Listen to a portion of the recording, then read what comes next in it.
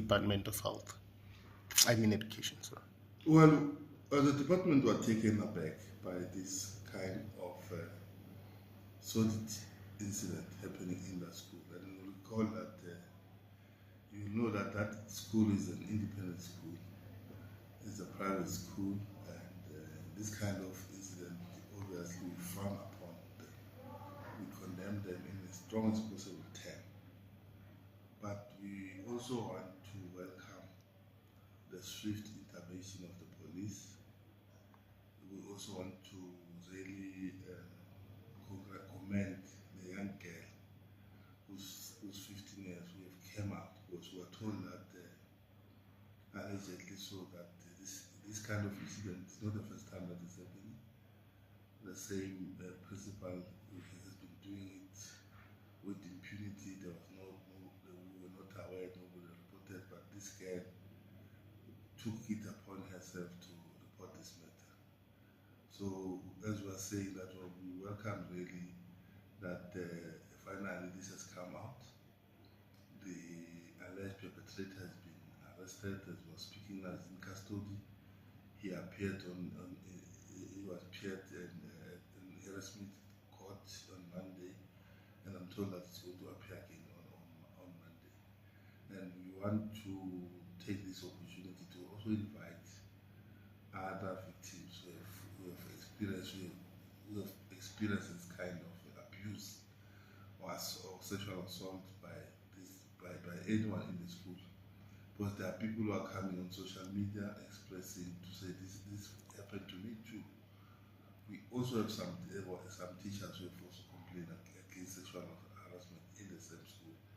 So we want to send a strong message out there that our schools, whether private or public, should not be used as a haven for sexual predators. But also what we are going to do, we'll follow on Tuesday.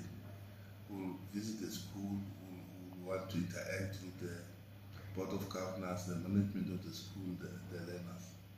But another thing that we are already interacting with other social partners like social development, the Department of Justice.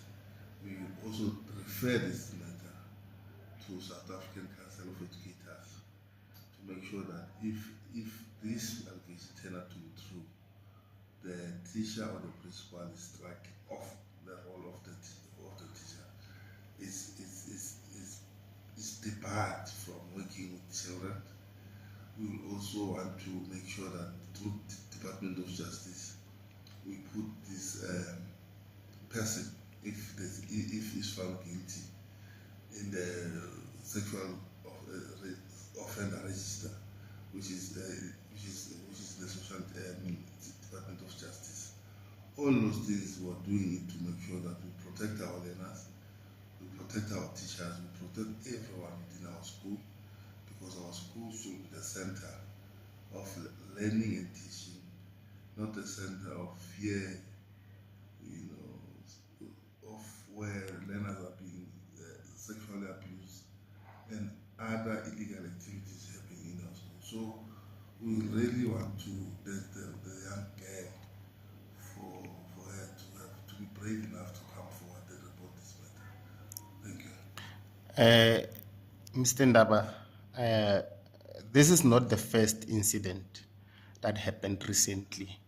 Despite all efforts that you've taken as department to raise awareness and so forth, this issue seems to persist. What message do you have for those teachers or principals who continue doing this despite you guys coming forward to say, no, we condemn all of this? What message do you have for them, and what will be the next step from here? I think the message is to all the stakeholders, teachers, learners, parents, community members, because if we need to work together to make sure that we stem out this kind of incident happening within our schools. So if we work together, if we make sure that these things are reported promptly, because in most cases they're not being reported. They are reported after the incident, after a few years has happened. And it's very difficult even for law enforcement agency to come with evidence and so forth. So it's important that as and when it happens, you, the alleged victim is reported quickly. You can report it to your parents, to your fellow learners in our schools. We have RCLs that can be reported there, or to the friends, so that it's escalated to where it's supposed to be escalated. We involve police in all our schools. We have what we call school safety committees. That is where the learners can go if they are not confident enough to report it to the principal. We also have what we call school-based support team, which is based at the school level. Those are the structures within the school that can be used to report. But even if learners are not comfortable reporting there, they can tell their friends, they can tell their parents, they can tell their cousin, their uncle, so that together we're fighting this scourge. Because really it is a scourge, and if we are not working together, we are not joining hands, we will not win. We need to win it. Because it's also a reflection of what is happening in our society. Remember, the school are microcosm of the society. So if within our society these things are happening, they will be translated into our school. So that is why I say we must start at the community level, at the family level, and go to the school to make sure that we block this thing from happening, because it destroy the future of our young girls, of our young boys, and so forth.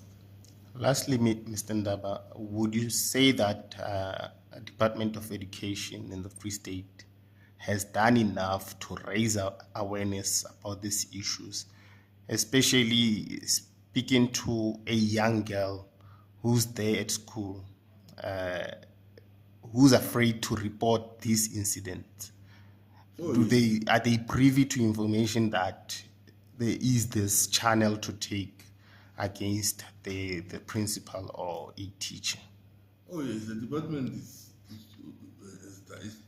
has and is also doing enough. As I indicated, in all our schools, we have what we call school safety committees. We have what we call adopt a cop, where our schools are attached to a particular police station. We have recently conducted various roadshow, school safety roadshow. Even the Deputy Minister, Dr. Moale, was in the province launching the school safety campaign. So we have done a lot, but as I said, the department or government cannot do this alone. We need the support of the parents, the teachers must come on board, learners themselves must come on board, NGOs, community organizations must come on board, because some of these things that are happening, illegal things, violence in our school, drugs and other illicit things that are happening, those things are brought from outside the school. They have been brought into the school. Even this culture of sexual assault, those are things that are alien to our school. They are being brought outside to our schools. So we need to work together with the stakeholders, even outside the school.